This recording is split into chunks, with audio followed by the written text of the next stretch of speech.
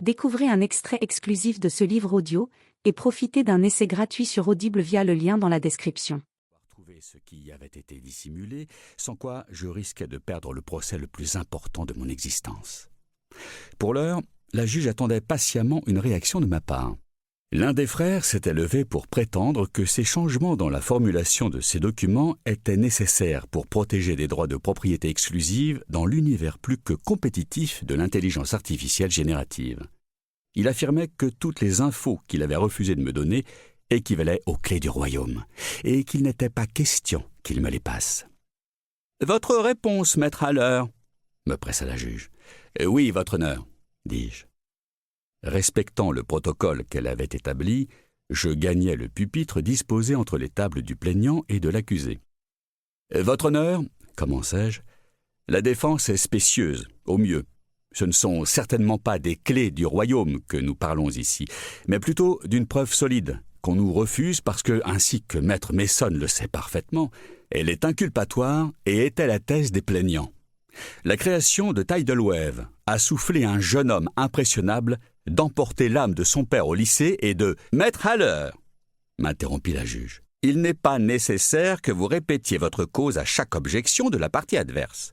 Je suis certaine que les médias que vous avez invités ici aujourd'hui apprécient, mais pas la cour. » Elle leva la main et désigna la première rangée de la galerie où les journalistes se serraient épaule contre épaule. Les caméras et appareils d'enregistrement étant interdits dans cette cour fédérale, tous les reporters, même ceux de la télé, en étaient réduits à prendre des notes à la main. Au bout de la rangée se trouvait un dessinateur qui croquait votre fidèle serviteur pour la chaîne CNN. Ce que ces crayons et ces carnets pouvaient sembler dépasser dans un monde où les médias numériques régnaient en maître avec leurs co-conspirateurs de l'intelligence artificielle et du net. « Merci, madame la juge », lui répondis-je. « En fait, c'est autour des garde-fous que tourne cette affaire. À l'entendre, Tidal Wave en aurait mis en place, mais refuserait de les révéler dans la mesure où elle s'en estime propriétaire. Mais ce n'est pas recevable, votre honneur. Le plaignant a le droit de comprendre comment leur intelligence artificielle a pu outrepasser ses garde-fous et dire à un adolescent que tuer des gens ne posait pas de problème. » Les Mason se dressèrent d'un même bond pour élever une objection. Ils étaient seuls à la table de la défense, leurs clients ayant préféré n'envoyer personne à ces escarmouches de pré-procès. Les jumeaux conférèrent, puis Marcus se rassit, laissant à Mitchell le soin de formuler leur argument. « Votre honneur, » dit-il, « l'avocat des plaignants est encore une fois en train de déformer les faits et les éléments de preuve devant cette cour. C'est aux médias qu'il s'adresse, pas au tribunal. » J'étais toujours au lutrin, je ne perdis pas de temps pour déclarer « Comment pourrions-nous connaître les faits et les éléments de preuve quand la partie adverse refuse de nous les faire parvenir dans l'échange obligatoire des pièces entre les parties ?» Rollin leva les mains en l'air pour demander le silence. « Il suffit, » dit-elle. « Maître Mason, veuillez gagner le pupitre, s'il vous plaît. » Je me rassis à côté de ma cliente, Brenda Randolph, qui avait les joues humides de larmes. La moindre référence à son enfant assassiné proférée dans l'enceinte du tribunal la faisait pleurer. Ce n'était pas pour la galerie, et je n'avais pas besoin de l'y inciter. Jamais le chagrin ne la quitterait, quoi qu'il se passe dans ce prétoire.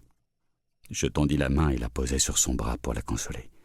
J'avais certes besoin de prêter attention à la juge et à mes adversaires, mais je savais aussi combien ces moments lui étaient pénibles et à quel point ils allaient être encore plus durs au fur et à mesure que l'on avancerait dans le procès.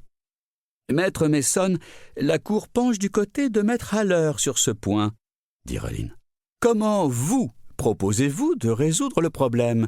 Maître Haller a le droit d'avoir accès à tous les documents. »« C'est impossible, votre honneur, » lui répondit Mitchell Mason du pupitre.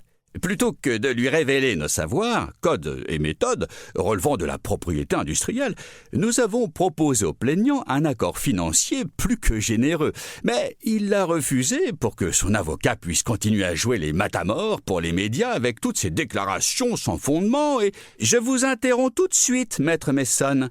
Tout plaignant a droit à un procès et nous ne sommes pas là pour juger les motivations des plaignants quant à l'acceptation ou non d'un accord dans cette affaire. « Alors, votre honneur, » la contra Mason, C'est avec plaisir que nous nous soumettrons à la décision d'un expert qui, nommé par la Cour, aura pour tâche d'analyser ce que nous avons fourni et de décider ce qui pourra en être révélé ou pas. » Je me dressais pour élever une objection, mais la juge m'ignora. Livre audio complet gratuit disponible en description de cette vidéo.